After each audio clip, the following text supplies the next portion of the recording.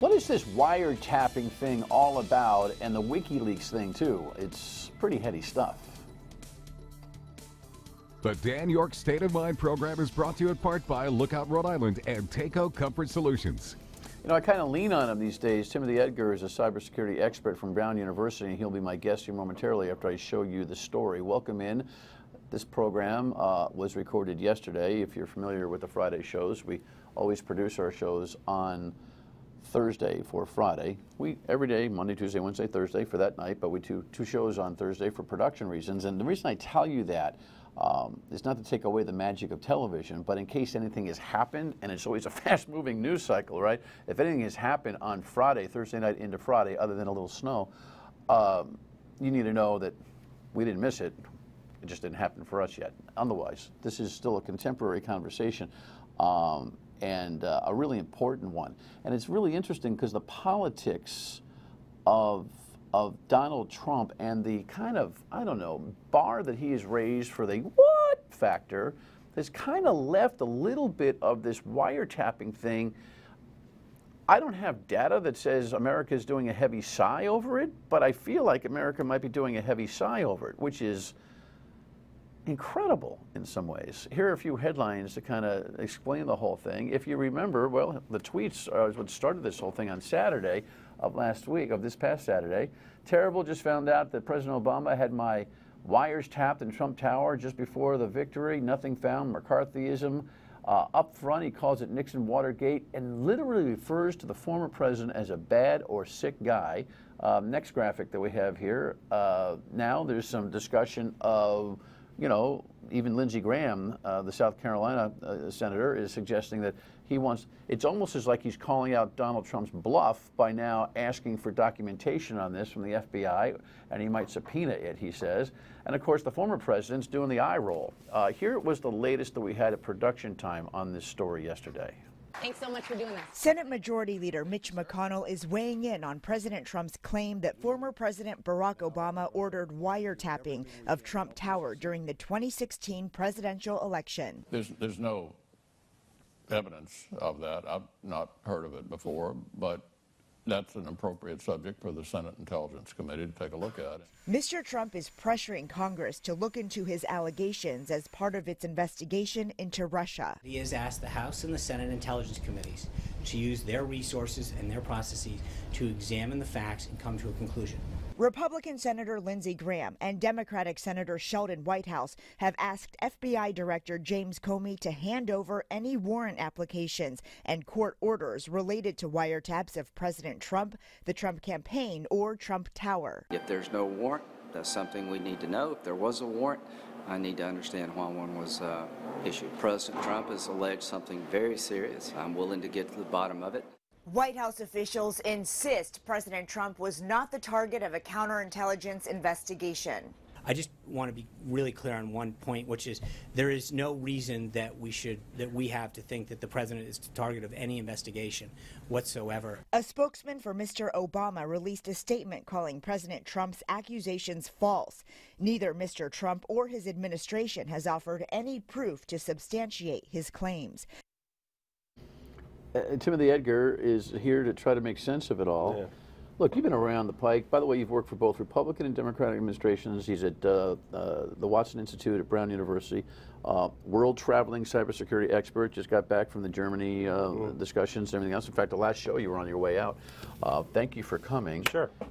Am I on the right track that America seems to be doing a heavy sigh over something that, if it was on its own in a regular environment, would be world-breaking news? I think that's true, and that's actually one of the big dangers with President Trump, is that he says so many crazy things that people are stopping, you know, they're not paying attention to what the president says anymore. It's like what the president says doesn't matter.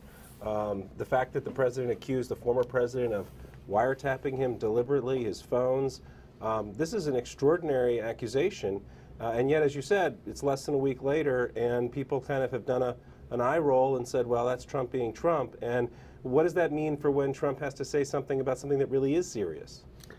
Well, look, a buddy of mine at the card game last night, who's very conservative, loves Trump, has disdain for Obama, says to me, "Hey, listen, this story's coming out. Just watch Fox, and you'll be able to understand that Brennan, Clapper, they were in on this. They did it. It's coming out. The evidence is there, and you'll find out that this is actually all true. And this was the plan. The plan wasn't with the Russians. The plan was let Trump win."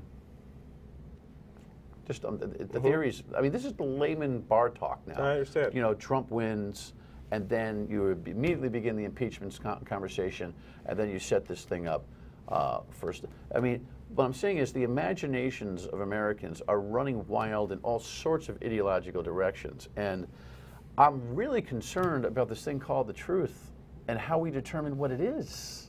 Absolutely, and this is one reason that we put in place reforms back in the 70s after Nixon and Watergate, so that a president can't just wiretap his opponent. You have to go to a court, you have to go to the FISA court to do that. I was actually teaching a class in Brown on presidential power to wiretap on just this Monday. You're kidding. I was, and so... Previously scheduled? Previously scheduled. And then the tweet comes out? That's exactly right. right. It's like manna from heaven for your teaching, at least. I don't know if it's good for the country. It's extraordinary. I had the same experience last year when I was teaching at Brown a course, and we were doing encryption and whether the government can break into encryption. We had the Apple case happen about a week before that class. So there's something going on with my class.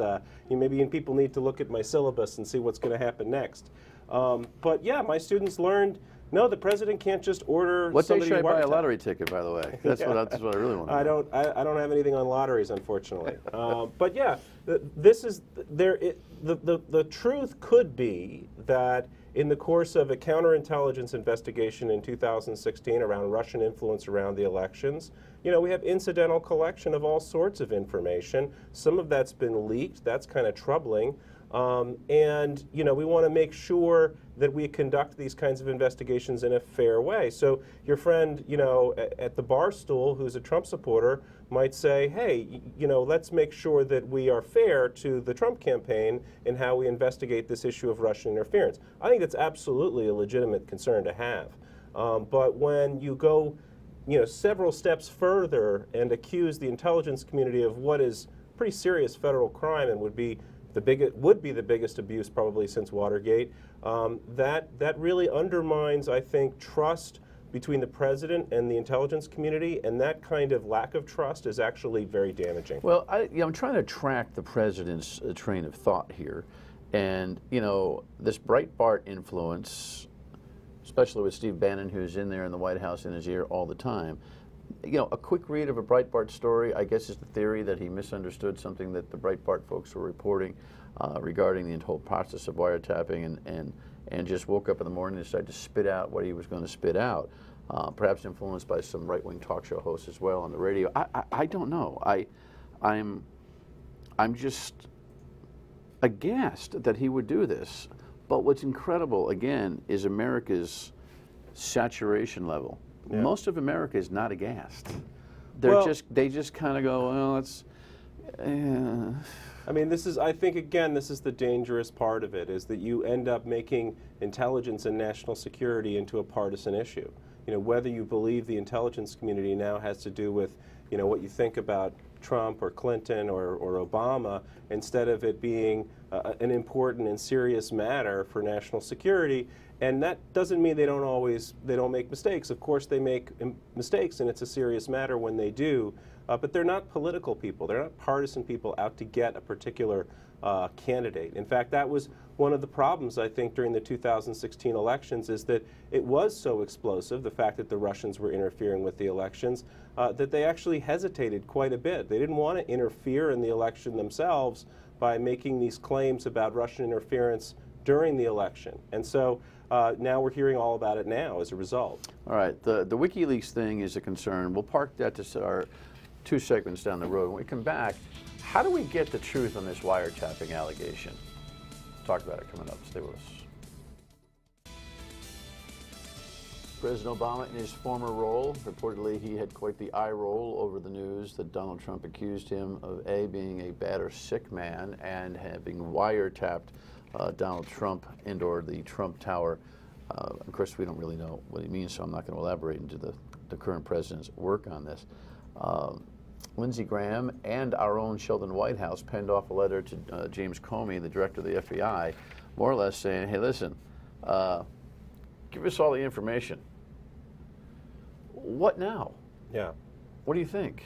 Well, a lot of people think there should be an independent commission or investigation of some kind, and I think that's actually really vital. I think it's important for Donald Trump, actually, if he wants to reset Tim, his presidency. every time Donald Trump spits out a tweet, we're going to spend multi-millions of dollars on a commission. Although I understand the importance of what he is alluding to is got to be investigated. Not on this issue alone, but on the whole issue of Russian interference. I think there should be an independent commission or investigation. In terms of, you know, the truth of what happened with regard to the wiretapping, I mean, it's ludicrous for the president to call for Congress to investigate his own executive branch. All he has to do is pick up the phone and call Jim Comey, call the Attorney General, ask them what happened, and they would tell him. That's what being the president is. So that makes no sense at all. But it does make a great deal of sense to have some kind of independent investigation that the public can have some kind of confidence in. And I think that Senator Whitehouse is definitely right to be, you know, asking for that information and right to be working with Republicans to try to make this into a bipartisan issue, because it should be a bipartisan issue. What if the FBI says we don't want to play ball? Well, again, I mean, President Trump is the president. He can tell the Attorney General to ask the FBI to go along. And, you know, obviously there are sensitivities. What if you, so this is the funny thing. I mean, chances are, now listen, anything could have happened.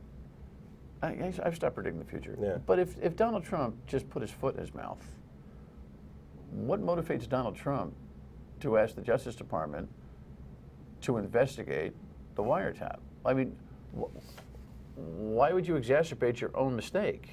Well, this goes to the whole psychology of the president, which I'm not an expert on. It seems to me, just as a matter of common sense, that when you make a mistake, you're often better off admitting that you made a mistake. And well, that's not part of his MO. That doesn't seem to be the way that he operates. I think this is just an example of it being very serious. This is the reason that Comey was so upset. FBI Director Comey felt, wait a second, you've just accused us, you've accused the FBI or the NSA, somebody in the intelligence community, of committing a serious federal crime. We don't do that. We can conduct our investigations, whether it's the Russians or anybody else, in accordance with the law and the Constitution. I want you to deny that this happened. And so far that denial hasn't taken place. I think that's actually still really important that we have an on-the-record statement from the Attorney General, from the Director of National Intelligence, saying that there has been no intentional targeting of the President-elect in 2016. Because if there had been without a court order, that would be a serious crime, and if there had been a court order, that raises all sorts of other questions. Well, you know, Pompeo hasn't said anything yet about this, and you know, neither is. I mean, nobody in the current administration, other than the FBI director, who is a holdover, has said anything about this on the record. Do you think at some point they'll just feel the pressure to do so? I think they will absolutely have to. I mean, they come up in front of the Congress on a regular basis. They're going to be asked this question publicly under oath at some point. So better to get it out, get out in front of it, say this is what happened, be as transparent as you can be, given the fact that we have an ongoing investigation into Russian interference into the elections, which may limit a little bit what they say, but they should be able to say, you know, there was no FISA wiretap on Trump Tower. That's what Director Clapper, who was the former Director of National Intelligence, said. That was a pretty surprisingly clear denial. I mean, most of the time these guys don't want to be quite that clear because they don't want to get into classified information. But he was pretty clear. No, this whole story that there was a FISA wiretap on Trump Tower is not true. I mean, I wonder. I mean, we've asked and wondered about Donald Trump's ability to just say, "Hey, listen, my bad." But I think a "my bad" would end it all. We wouldn't have this series of, at least this component of investigation necessary. A "my bad," one tweet. Think about it. Think about the way this world is operating right now with this president. One tweet to say, you know what, I had a bad morning. Most likely not, and I apologize to the president. Would end it, wouldn't it? I think it absolutely would. You know, the fact is that he is the president. He was elected a close election, but you know, what we need as a country is we need the president to get back to the business of being president. Well, then we're inside his camp. Is the smart, gutsy, willing to lose their gig professional that just walks in and says, Mr. President, you must tweet, oops, now, for the benefit of the country. And or, you know what I'm going to do? I'm done. Yeah. I mean, when's that going to happen? It really needs to happen very soon. You know, we have Donald McGahn, the White House counsel. We have Reince Priebus, the White House chief of staff. The new national security advisor, McMaster, seems like he's a reasonable guy. So there are people around him that, you know, we hope can get him back on track at some point. But so far, that just hasn't happened. The American public can cause it to happen. The American public is just like watching this thing like it's a movie, and I think that's what he's been able to do, to our earlier points, what he's been able to do to elevate the what factor, the ridiculousness factor, has actually insulated him in a way from the public's demand that this kind of a thing that we're talking about happen. Well, and this is part of the problem, is that what really matters is, do Trump supporters, do the people that like Trump, you know, do something to pressure him to cut this kind of thing out? Because he doesn't respond to the media. He doesn't respond to Democrats. Well, the very smart guy, the very high-earning professional that told me about his theories, and all I had to do was watch Hannity to prove it, and I was like, yeah, whatever. Are absolutely convinced that he must have had good reason to put that tweet out, that it's all part of the three-dimensional chess that he plays, where there is something true, and this is. So they're built in. It's a built-in. The media environment that we live in, unfortunately, allows people to have, you know, their alternative facts. And this is a great example of a set of completely alternative facts. There was an investigation of Russian interference in the election. There have been leaks about contacts with the Trump campaign, which have, you know, been unfair in many cases. But that's been spun out into a conspiracy theory involving the former president that has gone way over the deep end. And when does the eye roll become a formal statement? When does Barack Obama decide to say, you know what, enough's enough. I'm gonna stop this bleeding at this point, because I don't know what he's going to say about me next and what I did last.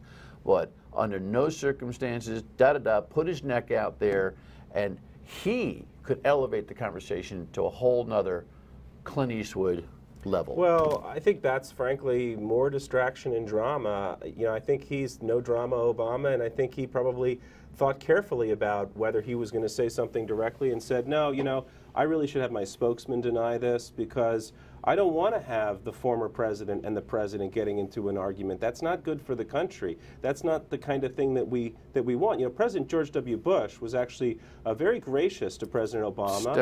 Stepped away, didn't talk about a lot of things that I'm sure he had strong opinions on, because he wanted President Obama to have a chance. This is different. This isn't policy. Yeah. This is stability. Exactly. That's exactly right. And it's the integrity of our intelligence professionals, our law enforcement professionals, and it's been impugned, frankly, by that tweet. I think Director Comey was absolutely right to be angry about it. And, you know, to have this sort of buried in some kind of partisan fistfight between Obama and Trump, or Obama supporters and Trump supporters, really doesn't understand the magnitude of it. I wonder if Comey ends up being the guy that just falls on the sword and says, you know, you either turn this thing around or I'm out. Well, I think actually that in a way, I thought that, you know, earlier, and I'm thinking more and more that it's important for people like Comey or others who are professionals to stay in there. You know, Trump has the power as president to fire them, but they just need to keep down and do their job, and hopefully cut through some of this in order to try to right the ship. Good point. And then there's this Julian Assange, Wikileaks revelation on CIA just falling apart to protect us cyber-wise. Stay with us. Alrighty, let's throw this headline up real quick. We showed it before. I want to remind you. Well, that's the scramble. That's the other. If you can give me the WikiLeaks to make. There you go. Thank you. WikiLeaks to make CIA cyber weapons public available online, which he did. Reportedly, it's only 1% of what he's got. This guy is incredible. I don't know what to make of this guy. He's doing this out of the Ecuadorian embassy in London, protected. If I understand it correctly, what he's released is really kind of discussion of the technology we use to hack, not the tools themselves. Right. You're a cybersecurity expert. Can you, in 3 minutes, explain this to me? Sure. The CIA is looking to undermine various internet-connected devices. That's part of their mission as an intelligence agency. Unlike the NSA, which scoops up lots and lots of data, the CIA is much more targeted and focused. These disclosures are certainly very damaging. They could have been worse because a lot of them involve older flaws that were well known. So the revelation is really just that the CIA is using all of these flaws that were already well known. But it's certainly... The flaws being? Flaws in the software and how they work. So one of the discussions was about undermining some of these encrypted apps that people have on their phones, like Telegram and other encrypted apps.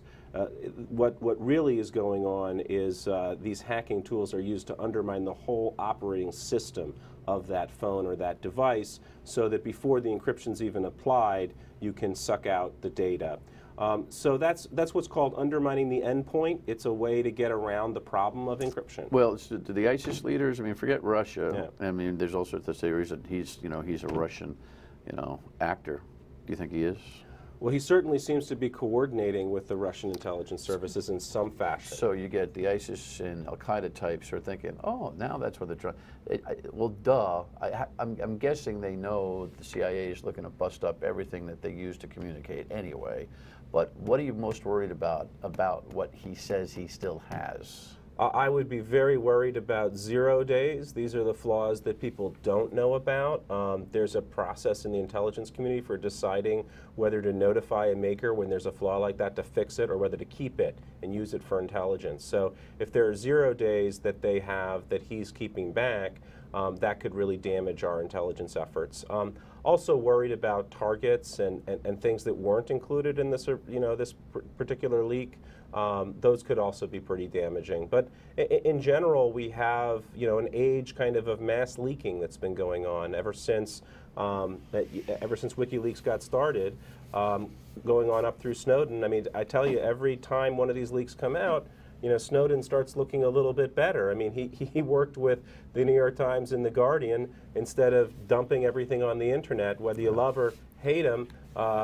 This is not Snowden. This is really just really damaging information being put on the internet in a way that hurts national security. All right, well, we'll see how that goes and have to bring you back. You're a real asset. Appreciate it, Tim. Thank you. Sure. All right, final word and we come back. Stay with us. I would think that some of the Sunday shows will elevate this wiretapping accusation conversation, and the politics of this, or the intel on this, will evolve rather quickly next week. Of course, you got this thing called the healthcare battle and the WikiLeaks thing looming over. Washington is no boring place right now, is it? You have a great weekend. Don't forget to tune in weekdays 3 to 6 on WPRO for the Dan York radio program. You have a great weekend. Stay warm. Spring's coming. Thanks.